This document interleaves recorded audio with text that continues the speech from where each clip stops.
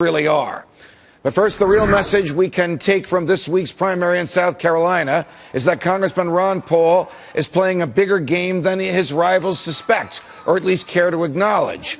The race is in chaos. At this point, Santorum won Iowa, Romney won New Hampshire, Gingrich won South Carolina, and is poised to finish well in Florida. But he's not even on the ballot in his home state of Virginia, and that carries nearly as many delegates as Florida does this year. What does all this mean for voters who support the only game changer in the race? It means this primary campaign will be a protracted one that may not be decided until the spring. It means that states like Minnesota and Nevada and other states that have deep caucuses suddenly matter, states where Congressman Ron Paul is already very popular. It means that without a clear frontrunner this early in the race, there is still room for a big surprise. And it seems that Congressman Paul, no stranger to drawn-out campaigns, has been banking on this not just for this year, but for his entire career. A campaign where the electorate is so fed up with the establishment, with the establishment's candidate, that it, in effect, refuses to back any candidate for long, leaving the one game changer with the consistent, long-standing dedication to sound money and constitutional principles as the last candidate standing. Will Congressman Paul's strategy work? Who better to ask than veteran political strategist and chair of South Carolina's Democratic Party, Dick Harpootlian. Dick, it's a pleasure. Welcome back to Freedom Watch. What a week. What a week you just had. Did it end the way you thought it would? Well, you know, I sensed after the last Monday's debate a week ago that Romney just couldn't handle the pressure. Gingrich gave great answers. And then there was this momentum that sort of built during the week.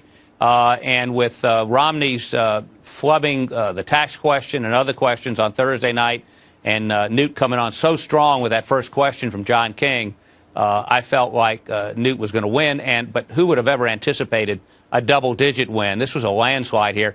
The voters, there are 46 counties in South Carolina. Right. All but three voted for Newt, which is a huge rejection of what you just said, the establishment candidate, Mitt Romney, who has been running from his past and his career. He's a Wall Street guy, made a lot of money, and Newt just whammed him on it. All right. So it's fascinating. You are arguably part of the establishment yourself, and I don't mean that in a negative way. The establishment in South Carolina. You're a prominent trial lawyer. I know that from my prior life, and you're the chair of the Democratic Party, which is one of the reasons why I think we like having you on, and you're a good person to analyze Republican issues.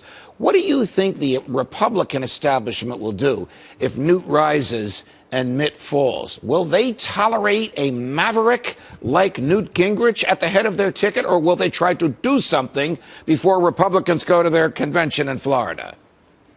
Well, I've heard several. I talked to a couple of Republican operatives today. One of them suggested a scenario where there'd be favorite son candidates. That is, for the sake of argument, a Mitch Daniels or a Chris Christie in their states, put their name on the ballot, and in those states, apparently they can still do that. They get the delegates, and they take them to the convention, and there'd be a brokered convention for a third person. Now, the problem with that is no one would have anywhere close to 50%, and you talked about Ron Paul a moment ago. He's going to have 15 to 20% of the delegates going in to that convention. Nobody with a majority. And so I think Ron Paul's in the driver's seat. I think he can call and direct the party at the September convention in Miami. If Ron Paul continues to get about 20 to 25% of the delegates in each of these races and caucuses in the next 3 or 4 months, might he actually be able to dictate or at least influence the ticket? Oh, no question about it. I mean, one scenario I heard this morning was that the price for his delegates would be his son as vice president. What better way to monitor and to make sure that their presidential candidate, if he becomes president, doesn't stray from the principles that Ron Paul's been promoting if his vice president is somebody that he trusts 150%, his son. Got it.